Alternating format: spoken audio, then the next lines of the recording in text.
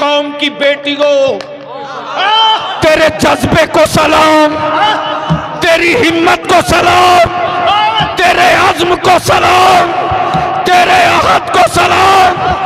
बता दिया फलस्तीन के मुस्तफा की बेटी फातिमा की कनीजों ने, बता दिया सैयदा फातिमा की कनीजों ने, ए दुनिया की औरतों, तुमने बेटा पैदा किया खानदान के लिए, मुस्तफा की उम्मत ने बेटा पैदा किया इस्लाम के लिए। इस्लाम। फ़अऊज़ु बिल्लाहि मिनश शैतानिर रजीम, बिस्मिल्लाहिर रहमानिर रहीम।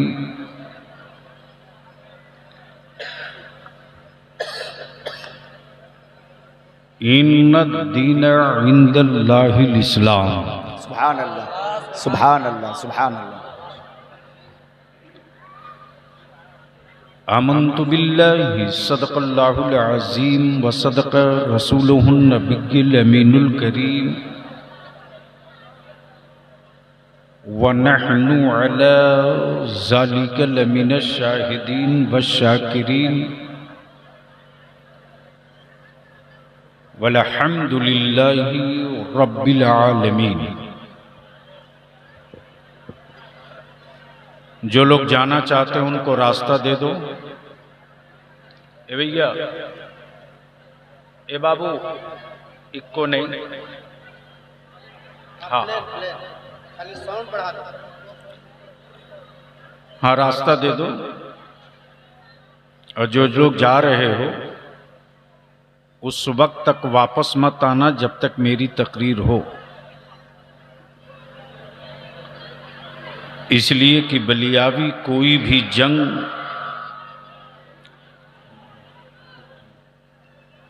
भाड़े की फौज से नहीं लड़ता। क्या बात है।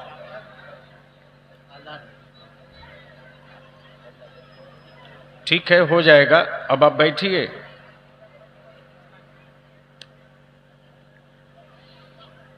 इतना बड़ा मजमा है, मर्दों से कहीं ज्यादा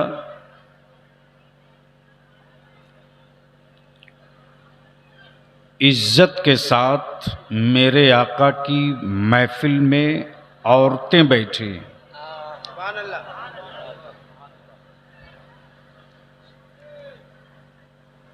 थोड़ी देर के लिए हाजिर हूं और ये सच है कि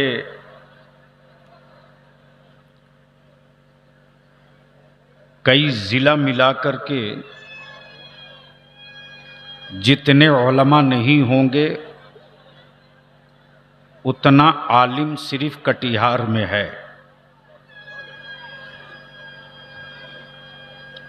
चतुर्वेदी साहब सुन लो भैया,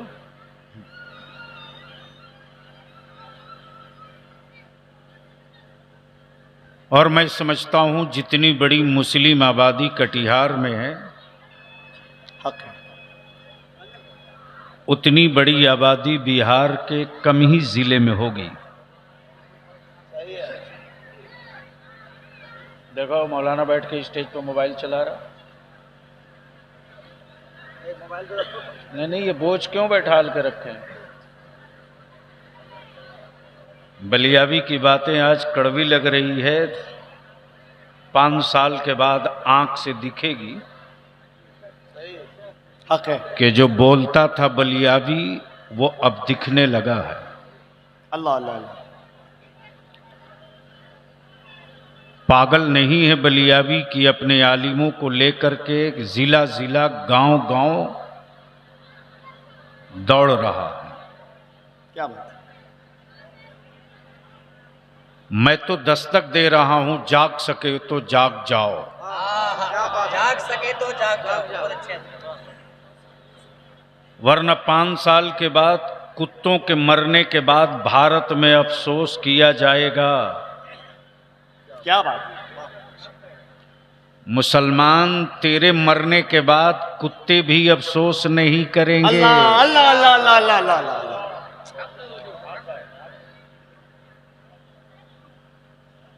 जो कह रहा हूं इसको लिख लो।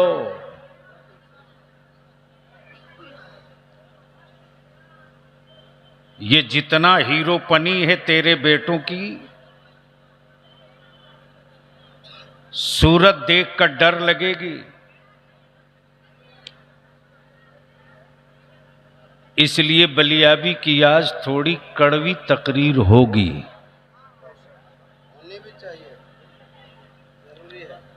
और मैं वो मौलवी नहीं हूं जो जन्नत की चाबी दे दूं। और माफ कीजिएगा, कुछ दलालों ने मेरी कौम के नौजवानों को अकीदत की उस भट्ठी में डाल दिया है जहां नमाज, रोजा, कुरान, हज, ज़कात, फर्ज, वाजिब, सुन्नत, मुअक्कदा, ये 2 नंबर पे कर दिया।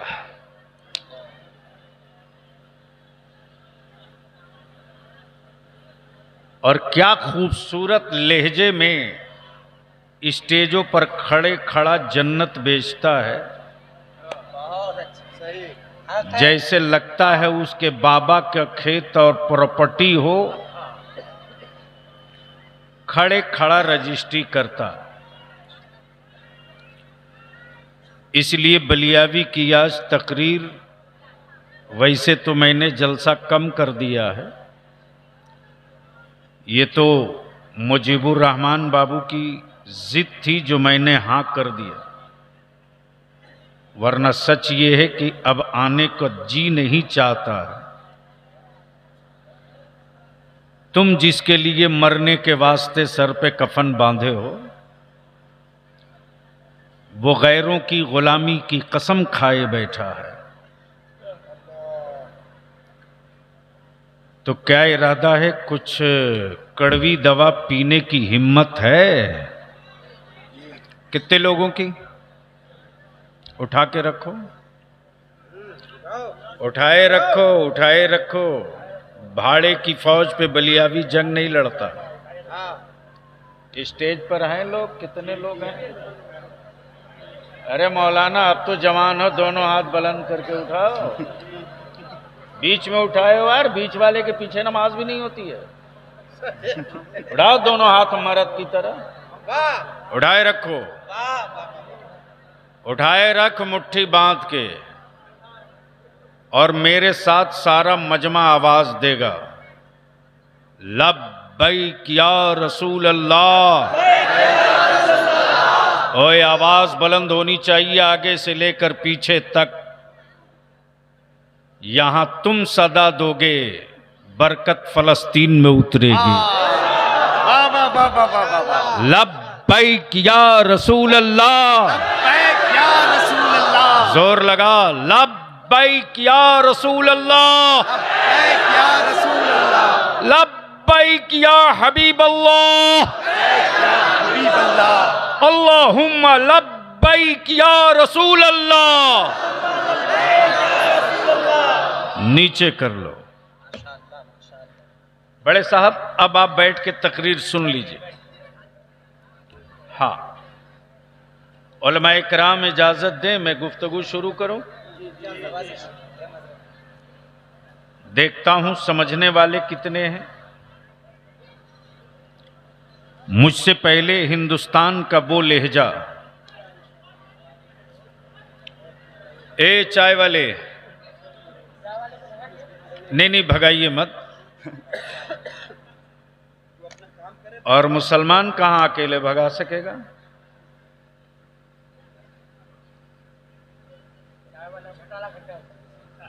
आपके चिल्लाने से क्या हो जाएगा? यहां कितने लोग आए और गए, मोहल्ले का साइज देखकर भारत मत समझ लीजिए। टेम्परेचर कहां है, आप कहां हैं?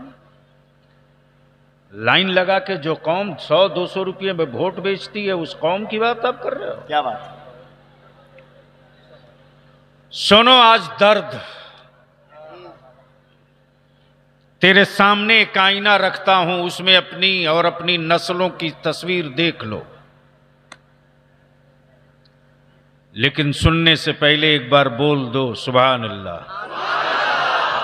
बोलोगे तब तकरीर होगी।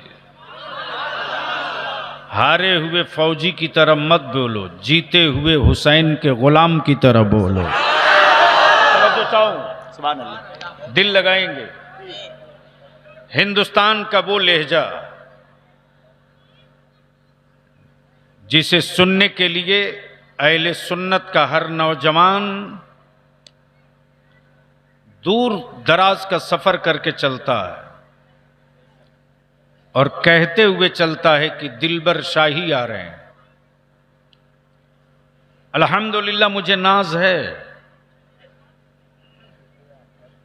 कि जब इदारे शरीया की तहरीक बेदारी का बिगुल मैंने बजाया है,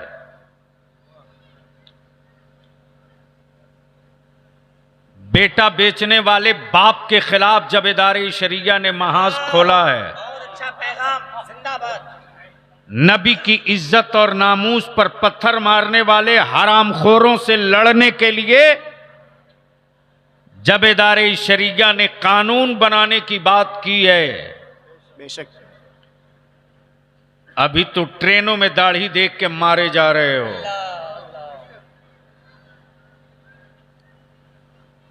अभी तो टोपी और दाढ़ी देख के ठोके जा रहे हो। अभी तो तुम्हारी बेटियों का निकाब और हिजाब देख करके सीटी बजाया जा रहा है। अगर होश में नहीं आए तो लिख लेना ये बात कि भारत में कुत्तों के मरने के बाद अफसोस किया जाएगा, तेरी औलादों के मरने पर कुत्ते भी अफसोस नहीं करेंगे। अल्हम्दुलिल्लाह, चाहे दिलबर शाही हूं, दिलकश राचवी हूं, हबीबुल्लाह फैजी हूं, मौलाना नौमान अख्तर जमाली हूं, मौलाना डॉक्टर अमजद रजा अमजद हूं, मौलाना सैफुल्लाह अलीमी हूं, मौलाना आसिफ इकबाल हूं, अहले सुन्नत का हर नामवर खतीब और शायर सबसे पहले अपना सीना देकर बोला, बलियावी साहब, खुद को जीने के लिए मेरे रब ने बहुत दे दिया है, बहुत अच्छा। नस्लों को जिंदा रखने के लिए हम सब मैदान में हैं। हक है। बलियावी के पास पैसे नहीं है, किराया तक नहीं देता हूं, ये सब अपने किराए से चल कर आते हैं। लेकिन मातम करो कटिहार में, किस मौलवी की सालिम के दरवाजे तक ये पैगाम नहीं गया था?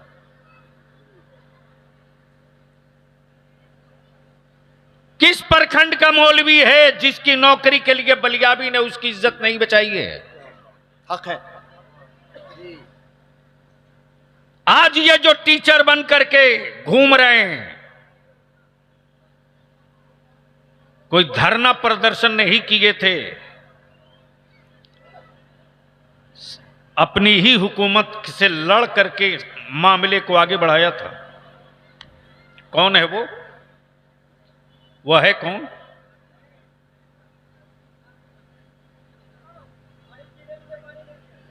लेकिन जब आवाज दी गई तो माफ कीजिएगा, मौलवियों ने कहा मेरे आने जाने का किराया कौन देगा?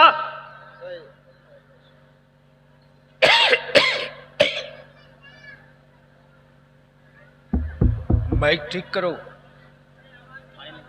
बहुत खींच रहा। आवाज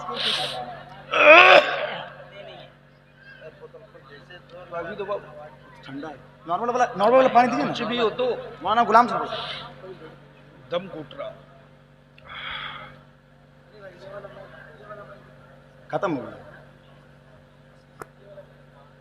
अल्लाहुम्मा सल्ली अला सय्यदना मौलाना मुहम्मदिन मादनिल हुदे वल करम सल्लल्लाहु तआला अलैहि वसल्लम। आवाज़े बुलंद, अल्लाहुम्मा सल्ली अला सय्यदना शफीअना मौलाना मुहम्मदिन बारिक वसल्लम सलातन व सलामन अलैका या रसूलल्लाह सल्लल्लाहु तआला अलैहि वसल्लम। नाज़िम इजलास, भैया अगर माइक ठीक कर सकते हो तो करो। आवाज बढ़ा दीजिए, खींचे नहीं। नहीं, आवाज कहां से बढ़ा देगा वो? यहाँ जो बॉक्स है उसमें आवाज नहीं है। यहाँ कुछ नहीं है इसके पास, सारी आवाज बाहर जा रही है। मेन मशीन से आवाज बढ़ाइए, बेस कम कर दीजिए, नॉर्मल रखिए। मेन मशीन से आवाज बढ़ाइए, बॉक्स की आवाज बढ़ाइए, है ना। बाहर खोड़वा गांव में क्या हो रहा है उससे दिक्कत नहीं है, यहाँ होनी चाहिए आवाज।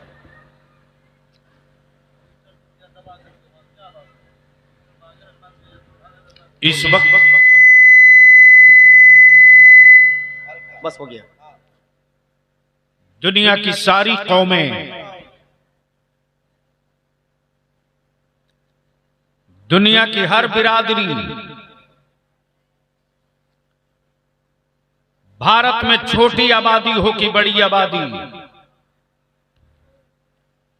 उसकी एक हैसियत है।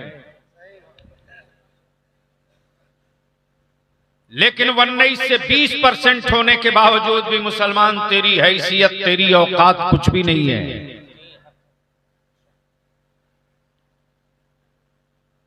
जाहिर सी बात है, कीमत उसकी लगती है जिसमें जिंदगी होती है। 20% सही, बहुत से भाई को याद है।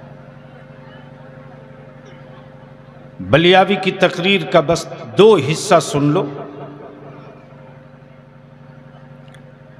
ये हमारे मौलाना कमरुद्दीन कमर रजा,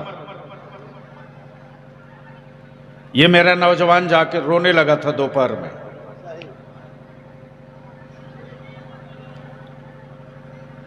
इसलिए नहीं कि इसको कहीं इमामत की जगह नहीं मिलेगी, इसलिए नहीं कि इसको कुरान पढ़ने नहीं आता, इसलिए नहीं कि ये कहीं मदरसे में नहीं पढ़ा सकते। अंदर का एहसास जागा था कि काश मेरे गांव में एक ऐसा मदरसा हो जाता। लिख ले मुसलमान, कहीं अगर जगह है तेरे दिल में तो लिख ले। आज जो हिंदुस्तान में तू सांस ले रहा है ना, वो किसी हुक्मरां और किसी कानून के बदौलत नहीं, कुरान के बदौलत। आप कहोगे कैसे? तो टाइल्स, मार्बल, मोज़ाइक, ग्रेनाइट की बिल्डिंग तुम बना दिए हो, लेकिन बनी हुई हवेलियों में कोई गारंटी नहीं कि 24 घंटा कुरान पढ़ा जाता हो। क्या बात। बहुत खूबसूरत बिल्डिंग और मकान बना दिया आपने, क्या बात है। लेकिन कोई जरूरी नहीं कि वहां दरूद का विर्द हो रहा हो। लेकिन याद कर मुसलमान, तेरी ज़कात में कितना दम है, तेरे फितरे में कितना पावर है, तेरे मुठिया के चावल में कितनी एनर्जी है। क्या आज अमेरिका से लेकर के ब्रिटेन और लंदन तक, क्या बात। भारत से लेकर के चीन तक रिसर्च हो रहा है, नौकरी में मुसलमान नहीं, जमीन और रियल इस्टेट में मुसलमान नहीं, किसी बड़ी फैक्ट्री और कल कारखाने का मालिक मुसलमान नहीं, गरीबों की लिस्ट में सबसे आगे मुसलमान, दबे कुचलों की फहरिस्त में सबसे आगे मुसलमान, सताए हुए लोगों की लिस्ट में सबसे 1 नंबर पर मुसलमान। लेकिन वजह क्या है कि गरीबी और लाचारी में होने के बावजूद भी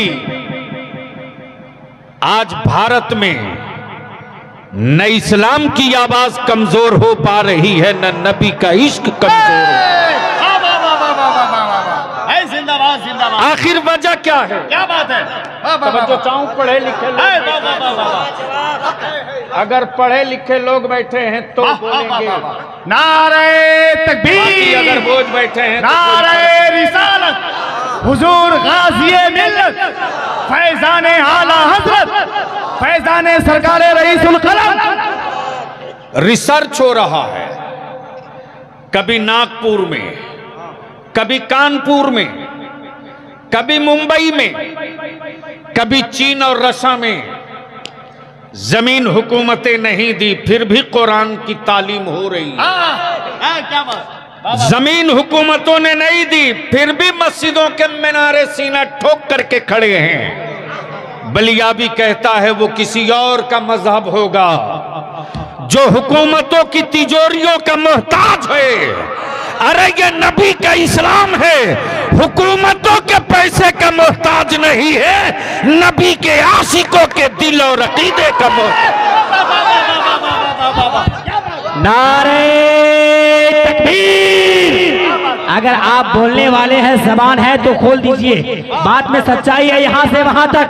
नारे तकबीर, नारे रिसालत, अज़मत इस्लाम, अज़मत कुरान, अज़मत मुस्तफा, पैगाम मुस्तफा, फैज़ाने आला हज़रत, फैज़ाने हुज़ूर रईसुल कलम, हज़रत अल्लामा गुलाम रसूल बलियावी साहिब क़िबला, दारुल उलूम रज़ाए मुस्तफा खोर। अल्लाहुम्मा सल्ली अला सय्यिदना सय्यदिना मौलाना मुहम्मदिन बारिक वसल्लिम सल्लु अलैहि सल्लम। सल्लु अलैहि सलातुम व सलाम अलैका या रसूल अल्लाह। अगर आंखों की रोशनी बेचे नहीं हो और अपने धड़कते हुए दिलों के ज़मीर का सौदा नहीं किए हो तो बलियावी की रखी हुई ये तस्वीर जरा एक बार देख लो। तवज्जो चाहता हूँ, तवज्जो चाहता हूँ। सुन सकते हो तो सुन लीजिए, बर्दाश्त करने की कैपेसिटी है तो ठीक है, वरना घर जाकर आराम कीजिए। तवज्जो चाहूँ दिलबर बाबू, प्लीज जल्दी करो। हाँ देखो, मुसलमान का बेटा हाथ में लोहे की चूड़ी पहना है, चाहे जो हो। तवज्जो चाहो, मोहब्बत से बोल दो, सुनेगा तो बोलना पड़ेगा। अरे रंग में बोल, निकाह नहीं टूटेगा, जोर से बोल। स्टेज वालों की तवज्जो चाहो, मैं क्या कह रहा था। देख सकते हो तो ये तस्वीर देख लो। आज पूरा अमेरिका लगा है। जिस इस्राइल ने यकीन कर लिया था कि अब ये दोबारा नबी वाले फलस्तीन में सर नहीं उठाएंगे, नहीं हो तो अब फलस्तीन वाले सर नहीं उठाएंगे, इसलिए कि 75 सालों से कुचला गया है ये, सर नहीं उठाएंगे। जब जब सर उठाया तब तक आतंकवादी का के मारा, कभी रॉकेट से मारा, कभी लॉन्चर से मारा, कभी गोलियों से मारा, कभी बंदूक से मारा, कभी डंडों से मारा। लेकिन बलियाबी कहता है बैतुल मुकद्दस की आजादी के लिए अपनी औलादों की जान का नजराना देने वाली मेरी कौम की बेटियों, तेरे जज्बे को सलाम, तेरी हिम्मत को सलाम, तेरे अज़्म को सलाम, तेरे अहद को सलाम। बता दिया फलस्तीन के मुस्तफा की बेटी फातिमा की कनीजों ने, बता दिया सैयदा फातिमा की कनीजों ने, ए दुनिया की औरतों, तुमने बेटा पैदा किया खानदान के लिए, मुस्तफा की उम्मत ने बेटा पैदा किया इस्लाम के लिए। इस्लाम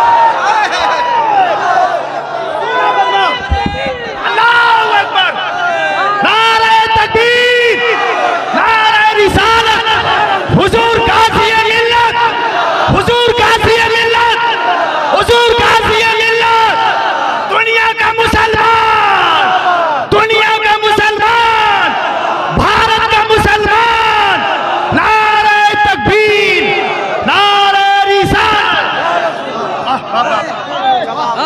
सुनोगे तो बैठ जाओ।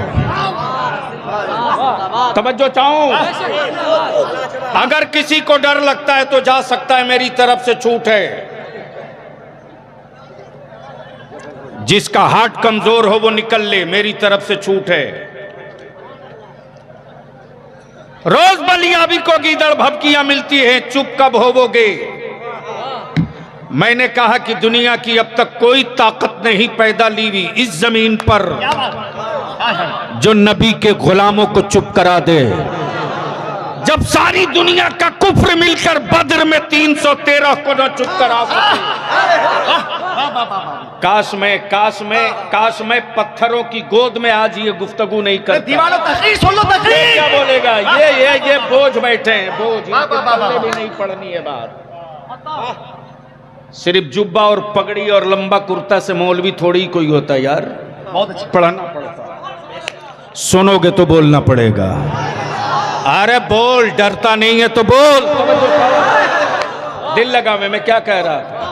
पूरी दुनिया का कुफ्र 313 को न डरा सका। पूरी दुनिया का कुफ्र 313 को न डरा सका। पूरी हुकूमत मिलकर एक कलीमुल्लाह को न डरा सकी। नमरूद का पूरा सत्ता मिलकर एक खलीलुल्लाह को न डरा सकी। और 22,000 यजीद का लश्कर मिलकर एक हुसैन को न डरा सके। और पूरी दुनिया के बदअकीदे मिलकर बरेली के एक अहमद रजा को न डरा सके।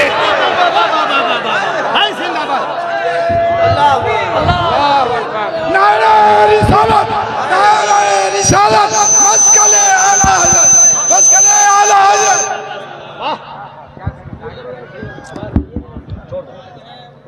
सुनोगे तो बोलना पड़ेगा, सुनोगे तो बोलना पड़ेगा। तवज्जो चाहूं, पढ़े लिखे लोग अगर बैठे हैं तो सुन लीजिए। मैं जानता हूं कि क्या होता है। जिंदाबाद। अगर ईमान जिंदा है तो कितनों का जिंदा है? जरा हाथ उठाओ, उठाए रखो। तुम्हारे पड़ोस में देख लो कोई जिंदा ईमान वाला है या मरा हुआ है। जिसका न उठा हो समझ लो मरा हुआ है। आए क्या बोला? झूठ बोल रहे हो। अरे सब जिंदा होते तो मस्जिदों में नमाजियों की भीड़ जाती और हर मस्जिद से यही मैसेज निकलता कि ईमान वालों की साल में एक ईद नहीं होती है बल्कि 24 घंटे में 5 वक्त ईद हुआ करती है। किसको गलतफहमी में डाल रहे हो?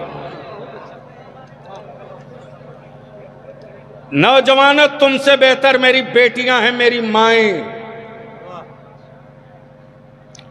आज भी कौम मुस्लिम की बेटियां कांच की चूड़ियां पहनती हैं। क्या बात है? जिंदाबाद। उनको भी इस बात का एहसास है कि माथे पर बेवगी का दाग लगे तो चूड़ियां तोड़ने में वक्त न लगे। लेकिन तुमने गुलामी का कड़ा पहन रखा है। बहुत अच्छा पैगाम। और माफ करना, कुछ मजार बेचने वाले हरामखोरों ने, बुजुर्गों की चादर के सौदागरों ने, खानकाहों की अजमत के व्यापारियों ने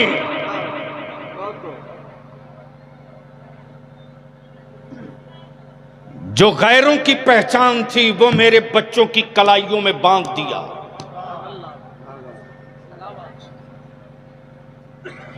हमारा बच्चा अकीदत की भट्टी में जलते रहा।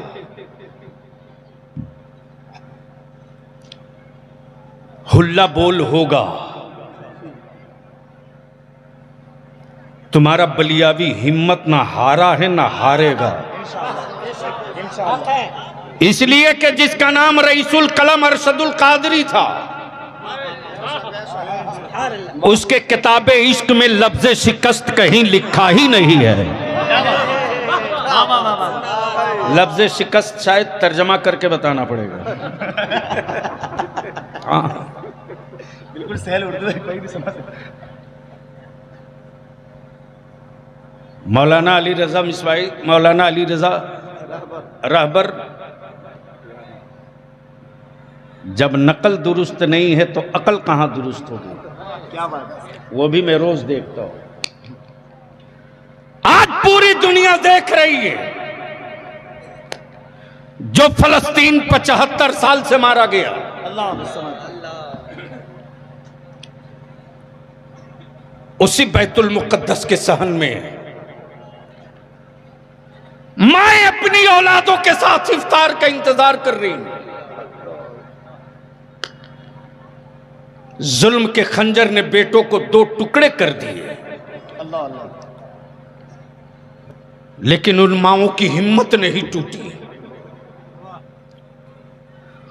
बूढ़े बाप के सामने बेटों को 1 से भून दिया। अश्कबार आंखों से बूढ़े बाप ने अपने कमजोर कंधे पर जवान बेटे की लाश उठाई। हिम्मत नहीं टूटी।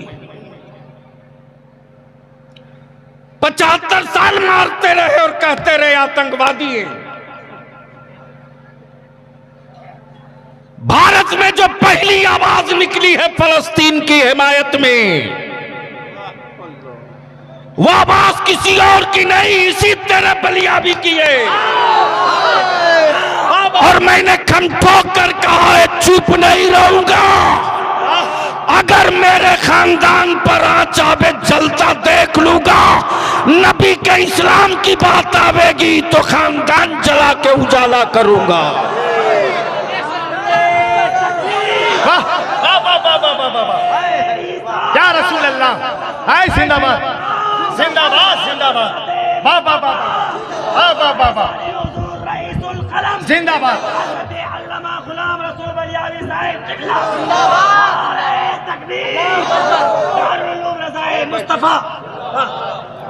बैठो और सुनो, इतिहास का पन्ना मैं पलट रहा हूं। उलमाए कराम अगर संजीदगी से सुन रहे हैं तो तारीख का ये हिस्सा सुने। सन 1947 में जर्मनी में हिटलर ने इन यहूदियों को निकाला था, और जब निकाला इन यहूदियों के दोगलेपन की वजह से, तो अमेरिका ने इनको पनाह नहीं दिया, रूस ने इनको छुपने की जगह नहीं दिया।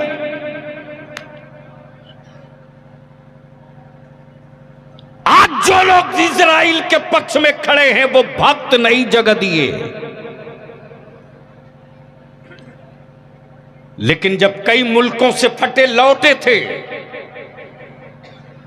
तो रहमत आलम की उम्मत ने फलस्तीन में इनको जगह दी।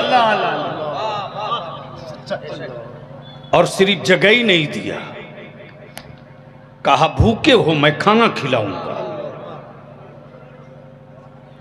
प्लीज 1 सेकंड नहीं लगेगा, उतर के चल दूंगा। कैमरा बंद करो, मोबाइल बंद करो। ये बलियाबी है।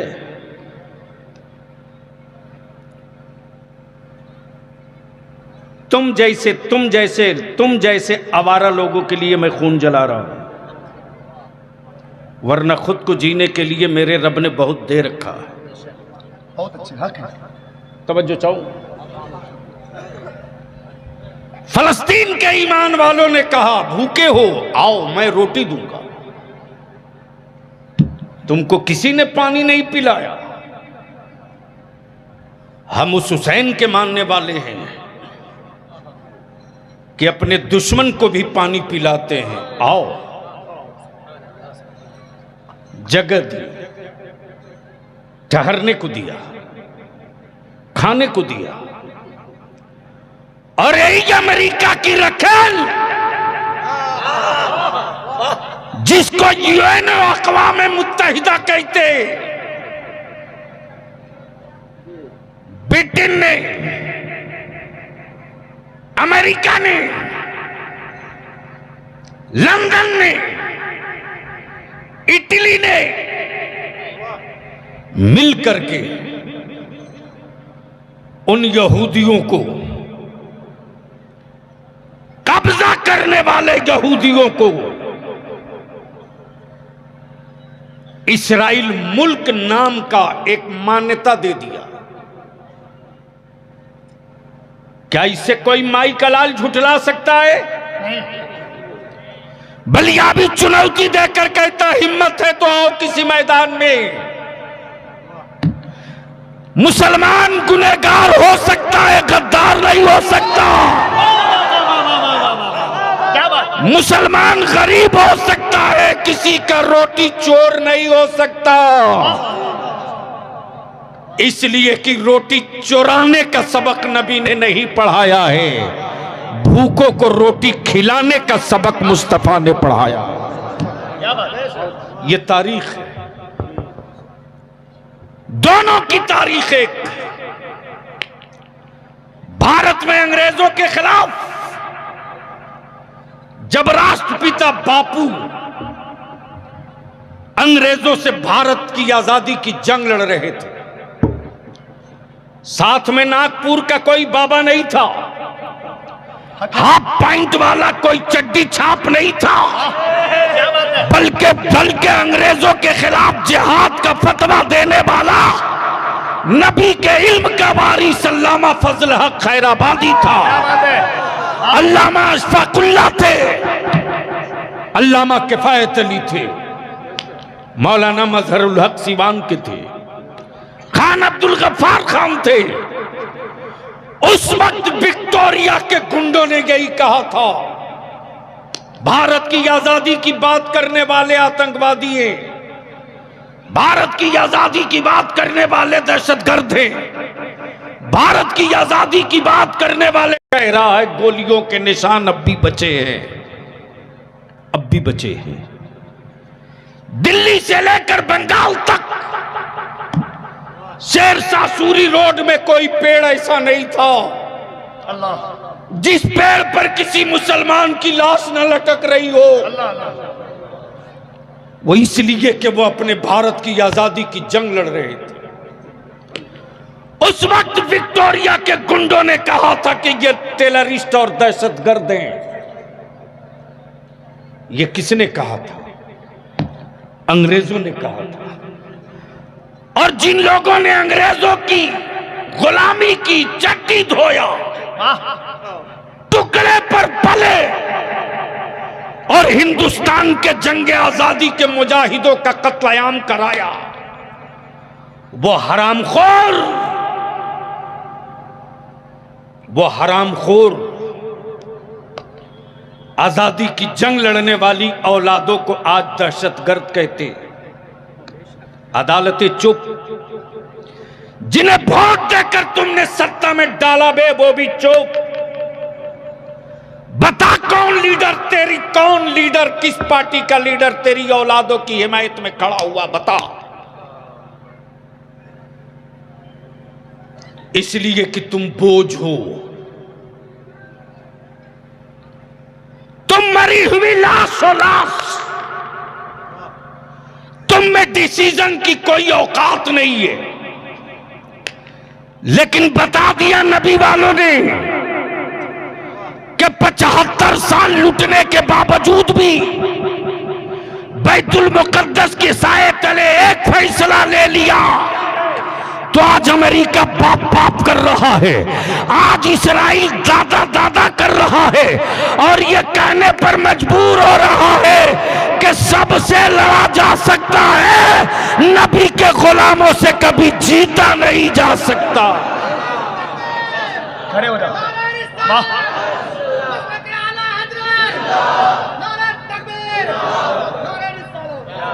मैं जानता हूं कि कल सुबह सवेरे से फिर तूफान आएगा, लेकिन बलियाबी को इसकी कोई परवाह नहीं होती। वाह, जब बलियाबी एक लफ्ज करबला बोल दे तो पूरी यजीदियत कांपने लगे। मैं जानता हूं, लेकिन गैरों में कहां दम थरे मुसलमान। तुमने बर्बाद किया अपनी नस्लों को, तुमने बर्बाद किया अपनी नस्लों को तुमने। माफ करना, कल भारत में कुत्ते मरेंगे तो अफसोस किया जाएगा, तेरे मरने के बाद कुत्ते भी अफसोस नहीं करेंगे। लिख ले, वो दिन सामने दिख रहा। तुम्हें क्या दर्द होगा कि इस्लाम कैसे यहां तक आया। बाप की पाई हुई विरासत बेचने वाले बेटे को बाप की बनाई हुई प्रॉपर्टी के लुटने का दर्द नहीं होता। बोलो सही है कि गलत? पीछे तक आवाज जा रही है तो बोल कर बता सही है कि गलत। जोर से बोल कर बता सही है कि गलत। दिलबर शाही साहब, एक बादशाह ने अपने बेटे से कहा, अब तुम बालिग और जवान हो गए हो, जाओ कुछ काम करो। क्या कहा? गौर से सुन, इस्लाम में तुझको समझा रहा हूं। शायद तेरी बिगड़ी हुई खोपड़ी में कोई बात उतर जाए और इतने बड़े मजमे से अगर 72 नौजवान संभलने का अहद कर ले तो नई लकीर तैयार हो जाएगी। जैसे ही बादशाह ने कहा कि बेटे अब बड़े हो गए हो, बालिग हो गए हो, कुछ कमाओ। हवेली में पला हुआ बेटा, शाही ठाट बाट में पला हुआ बेटा, जिस बेटे के चेहरे ने कभी तेज धूप न देखी हो, अब वो तेज धूप का मुकाबला कहां से करेगा।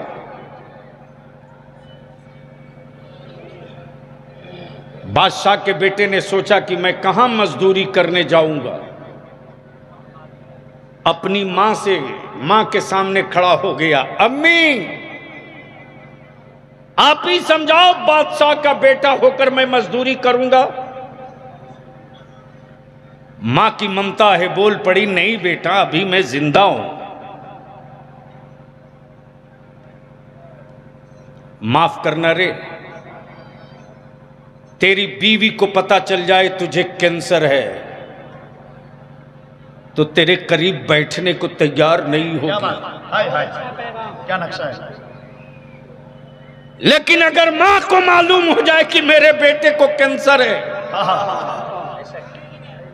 तो मां का आलम यह कि कहेगी, डॉक्टर मेरे जिस्म का एक एक कतरा खून निकाल कर मेरे बेटे को दे दो, शायद मेरे लाल की जिंदगी बच जाए, बचा लो।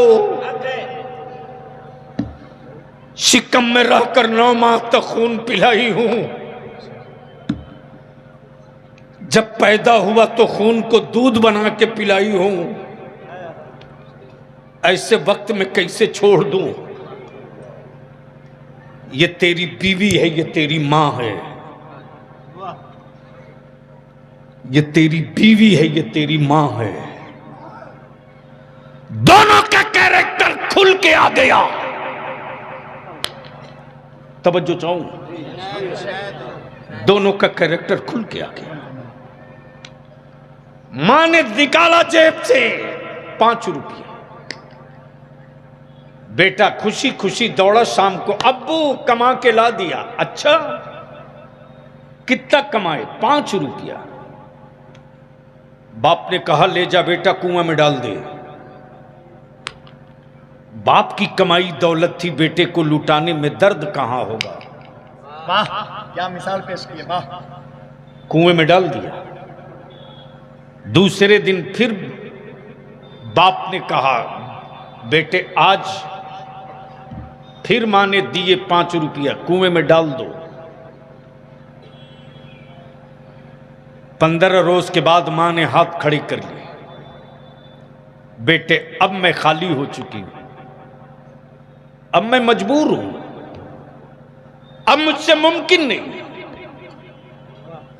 तो मां के बाद जो सबसे ज्यादा मोहब्बत करती है औरत,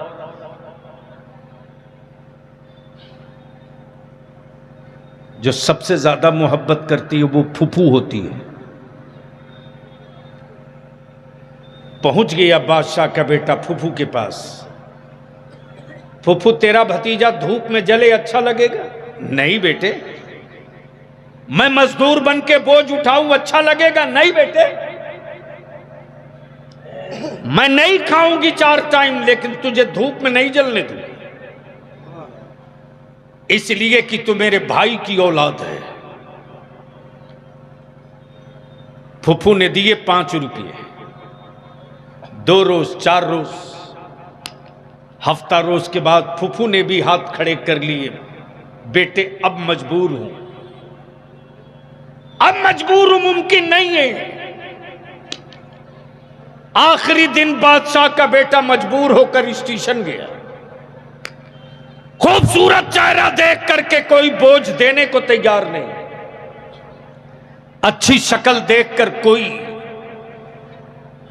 ब्रीफकेस या गठरी उसके सर पे रखने को तैयार नहीं। गिड़गिड़ा कर कहने लगा, मुझे 8 ही आना दे देना, 1 ही रुपया दे देना, लेकिन मुझ पर रहम करो, 2 मैं तेरी मजदूरी करूंगा। 1 रुपया कमाकर बेटा लाया है, बादशाह के हाथ में दिया। जैसे ही बादशाह ने कहा बेटे 1 रुपया लाए, कोई बात नहीं, ले जा कुएं में फेंक दे। जैसे ही सुना बेटा की अब्बू कह रहे कुएं में फेंक दे, बेटा बिफर के खड़ा हो गया। अब्बू आपको क्या मालूम कि 1 रुपया कमाने में मेरी हालत क्या हो गई थी। अब्बू जिस वक्त मैं बोझ उठाकर सीढ़ियों पर चढ़ रहा था, मेरे पैरों की पिडलियां फट रही थी, मेरी गर्दन की हड्डियां टूट रही थी, मेरी रीढ़ की हड्डियां चटक रही थी। अब्बू जब मैं बोझ उठाया था तो चक्कर आता था। अब्बू बड़ी मुश्किल से, बड़ी मुशक्कत से मैंने 1 रुपया कमाया, और आप इतनी आसानी से बोल दिए कि ले जा कुएं में डाल दे। अब्बू आपको सोचना चाहिए था, बलिया भी तुझसे तेरी औलादों के लिए भीख मांगता रे, तुझसे तेरी औलादों के लिए भीख मांगता। जब वजन लेकर बेटा उठा तब 1 रुपये का दर्द का एहसास हुआ। जब बोझ उठाया तब लगा कि 1 रुपये की कीमत क्या है। अरे तुझे क्या पता हो कि कुरान गांव में पहुंचा कैसे, अजानों की सदाएं गूंजी कैसे, इस्लाम की अजमतों बका बची कैसे। अगर पूछना है तो पूछ अमीर हमजा से, जिन्होंने कलेजा देकर इस्लाम बचाया। पूछ बदर वालों से, जिन्होंने अपनी औलादें लुटाकर इस्लाम बचाया। पूछ आद वालों से, जिन्होंने सब लुटाकर इस्लाम बचाया। अगर पूछना है तो पूछ करबला वालों से, जिसने खेमा जलाया लेकिन इस्लाम बचाया, औलाद लुटाई इस्लाम बचाया, बाजू कटाया इस्लाम बचाया, 6 माह का बेटा लुटा दिया लेकिन इस्लाम को नहीं लुटने दिया। नारे तकबीर, नारे रिसालत। हुजूर गाज़ी मिल्लत, साबिक मेंबर ऑफ पार्लियामेंट अल्लामा गुलाम रसूल बलियावी, फैजान सरकारे रईसुल कलम। हर रोज जलसा करो, हर रोज, और टाइम पास मस्ती करो, कुछ नहीं होगा, कुछ नहीं होगा। अब तो जल से भी कारोबार बन गए हैं। माफ कीजिएगा, कटिहार में मदरसे भी कारोबार बन गए। जितनी अच्छी सलाहियत के आलिम कटिहार में थे, कटिहार में नहीं दिखते, इसलिए कि मुल्हका मदरसों का सदर और सिगरेटी अपने जाहिल और शराबी बेटे को बहाल करना चाहता है। उसे बुखारी से मतलब नहीं है, उसे रोटी से मतलब है। उसे कुरान से मतलब नहीं है, उसे खानदान से मतलब है। लेकिन बलियाबी कहता है, याद रखना हराम खोरो, जब हम 56 इंच की छाती वाले से लड़ सकते हैं तो तुमसे भी हिसाब लेंगे, छोड़ेंगे। वाह नौजवान, वाह वाह वाह वाह, मरहबा। ये तहरीक रुकने वाली नहीं है। मैं जानता हूं कि मेरा आलिम कैसे कैसे मदरसों का कयाम करता है साहब, मैं जानता हूं। लेकिन इस जज्बे को कत्ल तुमने किया रे, तुमने चंद सिक्कों के लिए किया। अपनी औलाद के लिए तूने रसूलुल्लाह के घर को ज़बह कर दिया। अपने बेटे की रोटी के लिए तूने रसूलुल्लाह के दीन के मिशन का कत्ल किया। तुम कातिल हो, तुम कातिल हो, वरना उनकी औकात जो मदरसों पर उंगली उठा दे। और तेरे बलियाबी ने तो आज से 10 साल पहले कहा था, हर जगह हाथ डालना गुजरात वाले, अहले सुन्नत के मदरसों पर हाथ डालने की गलती मत करना, इसलिए कि जिहाद का फतवा देवबंद से नहीं निकला था, अहले सुन्नत के मदरसे से। लड़ाई होगी, होगी, घर मजबूत कर लो, जमाना यूं ही ठंडा हो जाएगा। बोल सही है कि गलत? अरे जोर से बोल, जोर से बोल। और ये जो टुटपुजिया लोग पत्थर फेंकते रहता है, उसे घबराना उबराना नहीं चाहिए। क्या सुबह साहब? लेकिन आप तो सिपाही देखते ही भागते हैं खेत में मकई के।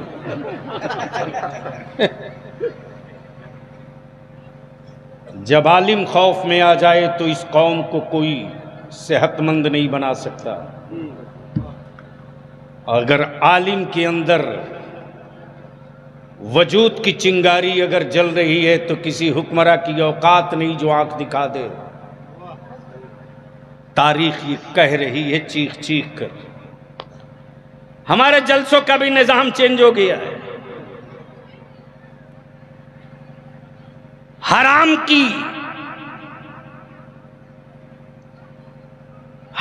की, नाजायज की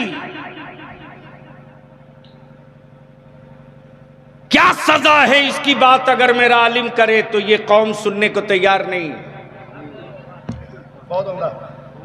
हलाल रोटी खाओ ये बात करे तो ये कौम सुनने को तैयार नहीं। माफ करना रे, पूरी जिंदगी तहज्जुद में पड़ा रहा और हराम की रोटी खाते रहा। दुआ कबूल की बात करता है, रुकू कबूल नहीं होगी, दुआ की क्या बात कर रहा है। जिस तरह अच्छी सेहत के लिए अच्छे ग़िज़ा की ज़रूरत है, उसी तरह अच्छी इबादत के लिए हलाल रोटी और हलाल टुकड़े की ज़रूरत है। तो बस आखिरी बात अर्ज करूं, ए माँ बहन लोग बैठ जाओ, बहुत तारीफ कर दिया। वैसे मैं जानता हूं यह जितना आई है ना, इसमें से 4 आना नमाज पढ़ती होगी, है ना? सिर्फ 4 आना पढ़ती होगी सब। अरे जब 14 आना मर्द नहीं पढ़ता तो कम से कम 4 आना वो पढ़ती तो है। क्या हजरत? अरे ये सब स्कूल कॉलेज कल कारखाना फैक्ट्री मजदूरों की तो छोड़ दीजिए। यहाँ बड़े बड़े मौलाना की बीवी नमाज नहीं पढ़ती है, मौलाना नहीं कहता कि तेरे हाथ की रोटी नहीं खाऊंगा।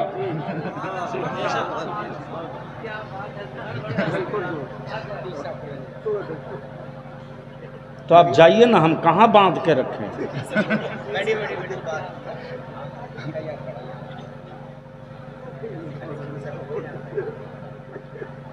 वो आएंगे, हम जाएंगे। मर्जी आपकी। तो मैं क्या कह रहा था? हजरत बात सही है कि गलत? तो ये थोड़ी कड़वी है। और उससे भी ज्यादा लानत ये कि फ्री का इमाम चाहिए इस कौम को। बहुत अच्छा पैगाम। क्या हो गया?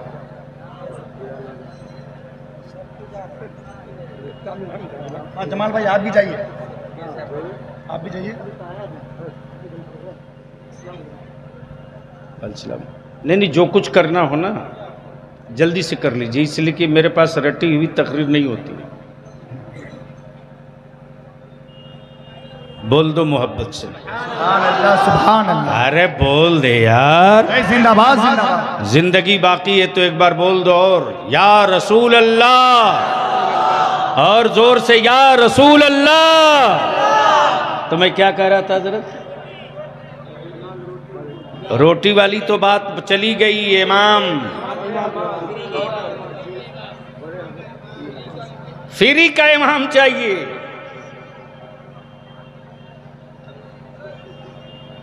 अब ईमान से बोलो, अगर एक घर में 5 आदमी है तो 5 मोबाइल है कि नहीं है? अरे बोलो ना, जोर से बोलो। बीवी है तो उसके पास, शौहर है तो उसके पास, बेटी है तो उसके पास, बेटा है तो उसके पास, पोता है तो उसके पास, पोता अगर नहीं है तो मां है तो उसके पास। बोलो सही है कि गलत? जोर से बोलो। अच्छा, एक मोबाइल में कम से कम रिचार्ज कितने का कराते हो? 239। कितना का? 250। तो 5 दूनी 10, यानी 1250 रुपया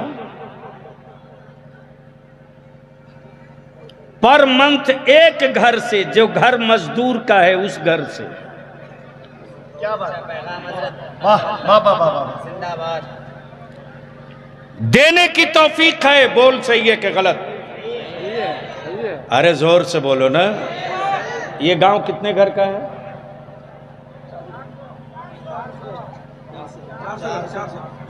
400।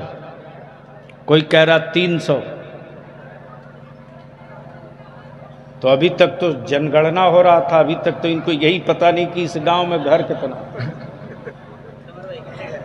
अब आप जोड़ ले मुसलमान, ये कौन गांव है? खोरवा खोरवा। खोरवा। खोरवा गांव में अगर 300 मान लो और एक घर में 5 मोबाइल, तो कितना हो गया? कितना हुआ? 1500। अब 1500 को 250 से ज़रब दे दो, कितना हुआ?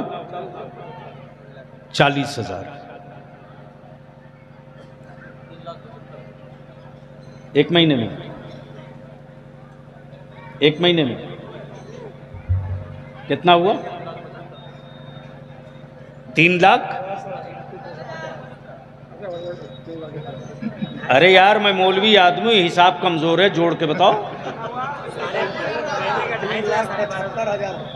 कितना हुआ? 3,75,000। बस यही ठहरना। उलमा इकराम की तवज्जो चाहूं, जगा दीजिए उस मौलाना को, बोलिए तुम्हारी बात कर रहा है, वो छुप के चोर की तरह मोबाइल चला रहा। कितना हुआ? अब अगर मां के दूध की गैरत बेचे नहीं हो और इस्लाम की अजमत की हया बाकी है, तो अपने गांव की चटाई पर बैठकर फैसला कर। 3,75,000 रुपया तूने जो मोबाइल में दिया, वो काबे की तामीर में नहीं गया, वो काबे की तामीर में नहीं गया, वो इस्लाम की अजमत के लिए नहीं गया। अरे तुमने उसी को पैसा दिया है रे।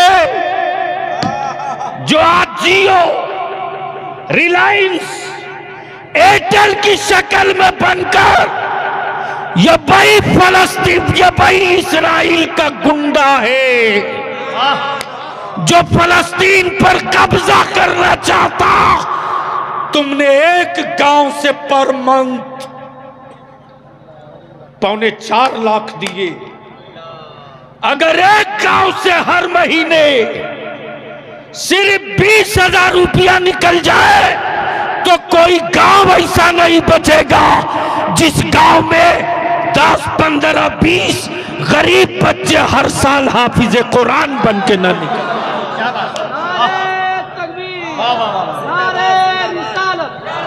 लेकिन कौन समझाएगा? कौन समझाएगा तुझको? अभी बचा है एक दीवाना जो रोज तेरी दरवाजे की कुंडी खटखटा रहा। दिलबर शाही कह रहे थे, मैं उस बूढ़े बाप से आंख नहीं मिला पा रहा था सर्किट हाउस में, और मैं छोड़ूंगा नहीं उस हरामखोर को। मेरी नजर मेरी खोपड़ी में जल्दी कोई ढूंढता नहीं है, और अगर ढूक गया तो उसके साइज को ला करके मैं दम लेता हूं। गैरों की क्या औकात थी जो मेरी बेटियों की तरफ देखे। अब मौलाना हाफिज कमर रजा साहब आइंदा साल जलसा कीजिएगा तो गेट पे 10 लाठी वालों को बैठाल कर रखिएगा, जितना हीरो टाइप का लौंडा दिखे बगैर किसी रियायत के,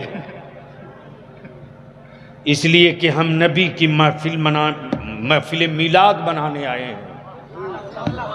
किसी की मस्ती की सामान के लिए महफिल नहीं बनी है। बहुत बड़ा जुमला है। आज पूरे भारत के लोगों के दिलों में बेचैनी है। गरीब है मुसलमान, लेकिन न मस्जिदें बनना रुकी, न मदरसे कम हुए। अरे कोरोना में ढेर फैक्ट्रियां बंद हो गई। रिसर्च इस पर चल रहा है कि कोरोना में ढेर फैक्ट्रियां बंद हो गई। आखिर मुसलमान करता क्या है कि कोरोना को झेल करके रमजान भी किया, ईद भी किया, ज़कात भी दिया, फितरा भी दिया। न इसके बेटे की जरूरत कम हुई, न नबी के दीन की जरूरत नामुकम्मल हुई। क्या बात। तो बोलो, मदरसों का होना जरूरी है कि नहीं? कितने लोग चाहते हो? जोर से बोलो, बोलो, भारत में मदरसों का होना जरूरी है कि नहीं? लेकिन सरकारी मदरसा नहीं चाहिए। माफ कीजिएगा हजरत, बहुत जल चुका हूं मैं, बहुत जल चुका हूं। लाइन लगाकर इसी कटिहार में लोग झोला में रुपया ले जाकर डीओ को देता था। लड़े बलियाबी अपनी हुकूमत से। आज जो 852-55 को पेमेंट हो रहा है, ये किसी की देन नहीं है रे। भिड़ गया था वजीर आला नीतीश कुमार जी से, मैंने कहा कि मैं नहीं जाऊंगा वोट मांगने, मैं कब्रिस्तान दिखाकर वोट नहीं मांगूंगा। मेरे बच्चों के हाथ में कलम का पावर नहीं होगा तो हाथ में भीख का कटोरा नहीं उठाने दूंगा। लेकिन कमजोर तुमने किया, तुमने उस आदमी ने तो अपने बड़े दिल का मुजाहिरा किया। 2459 की मंजूरी भी आज तक लड़ रहे हैं, आज तक लड़ रहे हैं। एक मदरसे की 5-5 कमेटी वाले लड़ रहे हैं। तालीम के लिए नहीं लड़ रहे, उसके बेटे को नौकरी मिले इसके लिए लड़ रहे हैं। बोलो सही है कि गलत? नहीं बोलोगे शर्म आएगी। जोर से बोलो, सही है कि गलत? इसके खिलाफ कौन खड़ा होगा?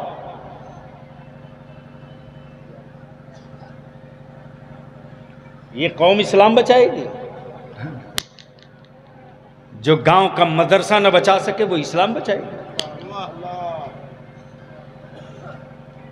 यूं ही नहीं, यहाँ कुछ पैसा था, मेरा है, हमको भी लोगों ने दिया 200, 250, 280। ये मैं नहीं जानता ये पैसा मुझको किसने दिया, मुझे नहीं पता। लेकिन अगर ये पैसा मैं रसूल पाक की बेटी सैयदा फातिमा ज़हरा की तरफ से इस गांव के मदरसे को दे दूं तो किसी को कोई तकलीफ? कोई तकलीफ? तो कोई माँ का बेटा ऐसा है जो इसमें अपनी माँ की तरफ से मदरसे के लिए 500 मिला दे? आ जाओ।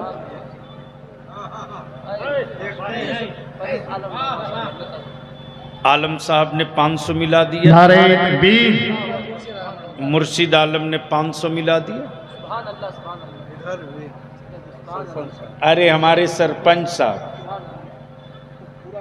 ये हमारी पार्टी के लीडर हैं, इन्होंने अपनी मदर की तरफ से 500 मिला दिया। एक नौजवान, क्या नाम है, मोहम्मद नसीम ने 500 अपनी माँ की तरफ से मिला दिया। मोहम्मद शहनशाह बाबू ने अपनी माँ की तरफ से 500 मिला दिया। देखो मैं जबान नहीं खोलता हूँ, और ये हमारा हरदिल अजीज अली रज़ा रहबर जानते हैं कि बलियाबी इदारे शरिया का चंदा वसूलने जाता है ना, तो स्कॉर्पियो फॉर्चूनर से अब 5000 से कम की रसीद पर मैं दस्तखत नहीं करता हूँ मौलाना,